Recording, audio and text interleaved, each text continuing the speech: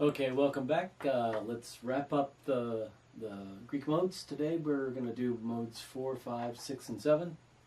One thing I meant to mention yesterday, sometimes it's easier to learn these patterns if you just stick with your scale. Like learn one really well, like go, right?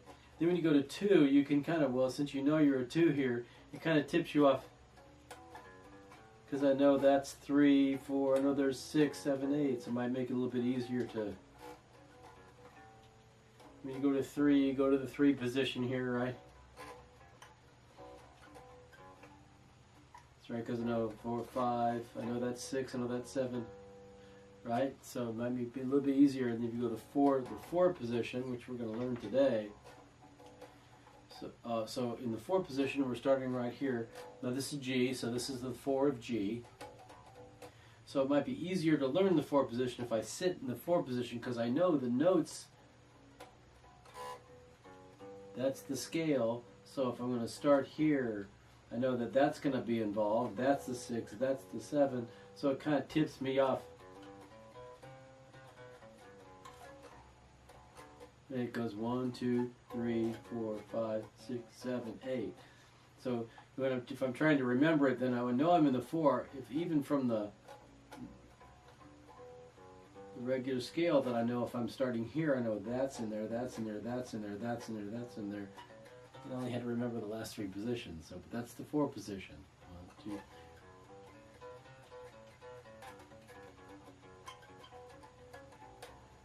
Okay.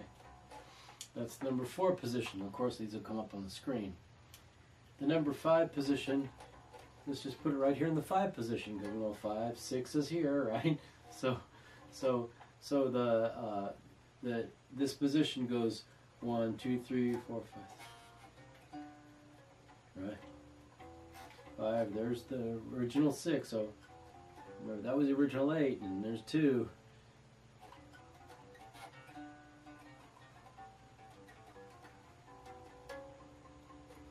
So there's your, that's number 5 position.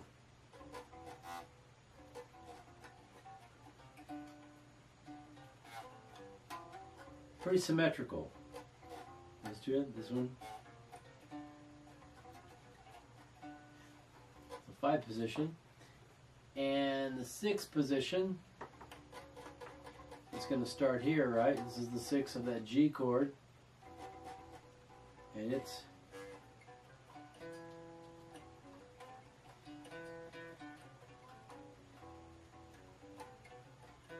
right there, go one whole step, then a half, then a whole, then 3, then 4 of the G chord.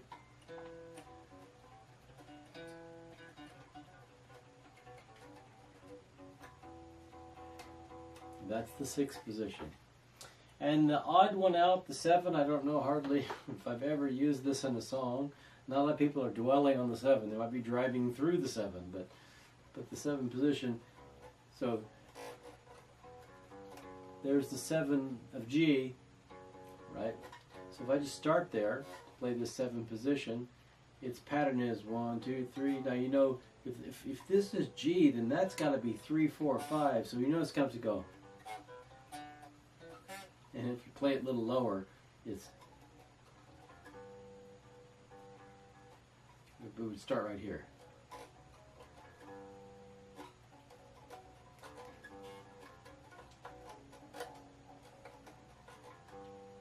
That's the 7 position. So, all 4 of those positions, the 1, the 2, let's see if I can do this. The 2 here, right? The 3, the 4, this is quite a test. So, the 4, the 5, starting right here.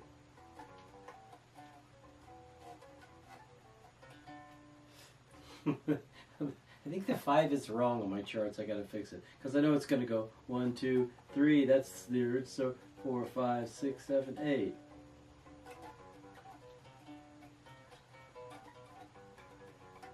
That's a 5. The 6 Of course, the 6 starts back here. The 6th position, we'll just do it here.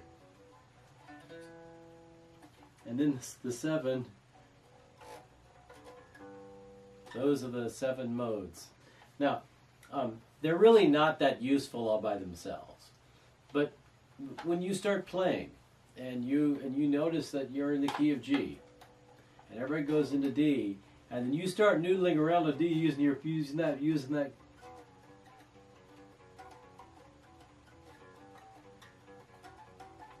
And everybody's playing G, they're going to think, well, listen to Scales Man over there. Because you're playing scales.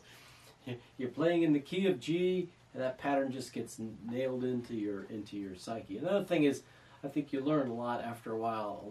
You'll start, when you see people playing scales, playing a solo or something, you start going, oh, I know what that scale is. I've seen that before. There's really only 7. What makes these scales really complicated is I was showing you up on the diagram all the extensions of them as you keep going down and up the neck. Because as you go down the strings and up the neck to continue the pattern, you get more patterns from it. This is a mixolydian starting on the middle finger. This is a mixolydian starting on the 3rd finger. This is a mixolydian going backwards. So they're all the same scale, but where you play them and where they are in the progression from the front to the back of the neck, like I said, it's just like a bunch of stepping stones on a creek. And if you play them down here, they're in a little bit different pattern than right here, but they're all derived from this. Now, one more thing I wanted to mention. If everybody's playing along, is really particularly good in jazz, they might say, normally they give you chord charts. They don't write staff music anymore, not for modern guitar players. That's for symphony music. But they'll give you chord markings. They'll say this is a C. Say this is going to be a C minor 7th, right? So that means that I'm going to play a C minor, right? Got my 3 in there, right? And I'm going to have a 7th added in.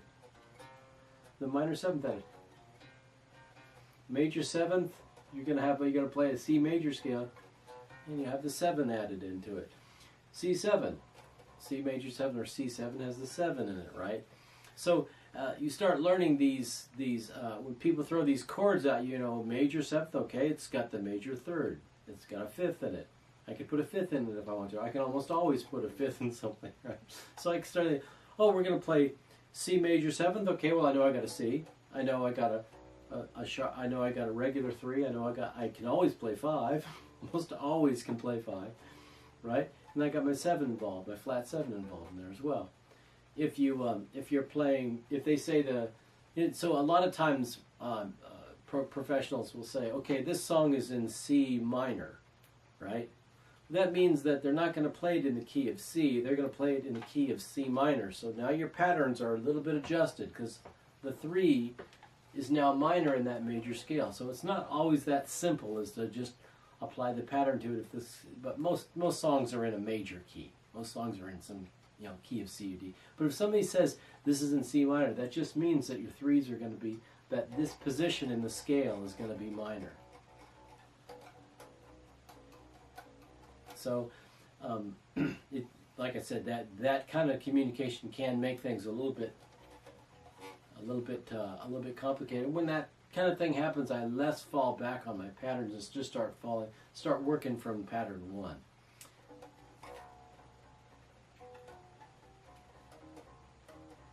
If it's C minor, then C is going to have a flat 3rd. So I just kind of think of that box pattern. C minor, some C minor, I got a minor 3rd, I got a 3, I got a flat 7.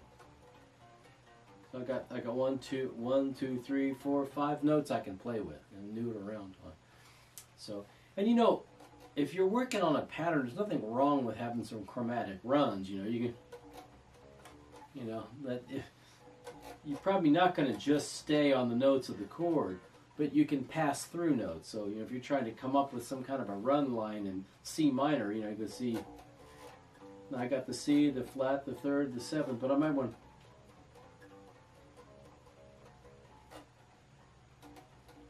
but just don't hit the major 3rd. When if you're gonna play one of those key notes, play you might do some chromatic.